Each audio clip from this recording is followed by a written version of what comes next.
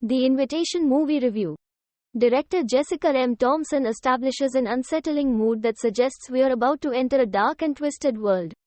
But then eventually, her film is just dark, as in, it's hard to see what's happening, with herky-jerky visual effects that are especially off-putting. And when the twist comes as to what's actually going on, it's like, really? That's it. The trailer pretty much gives it away, as most trailers do. But we're all about having the best possible movie-going experience around here, even if it is a mediocre movie, so we'll do our best to avoid spoilers. Evie is a struggling New York artist who works as a catering waitress to pay the bills. At an event for a new DNA testing company, she snags a swag bag and takes the test inside. After the recent death of her mother, she feels alone and adrift and seeks a sense of identity. Turns out, she's got a bunch of cousins, and they're all British, and very white. But the script from Thompson and Blair Butler merely skims the surface of exploring the racial implications of this connection.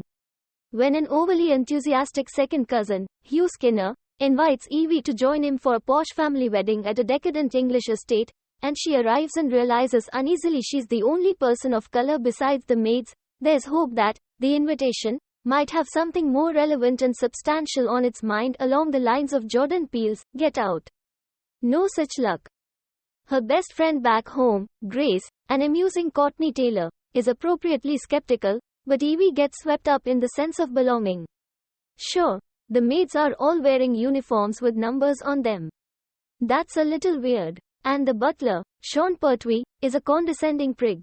And there's a hidden key that unlocks the library that's off limits. But still, the young lord of the manor, Walter, a seductive Thomas Docherty, is super hunky with his piercing blue eyes and his square jaw and his shirt unbuttoned one button too many. And he isn't one of Evie's relatives, which is always a plus. But then everything changes really suddenly, really quickly, and The Invitation becomes a different movie, a sillier one. The shift into campier territory is jarring and even a little disappointing. It felt like Thompson was onto something here. Instead, she revisits some extremely familiar material in uninspired fashion.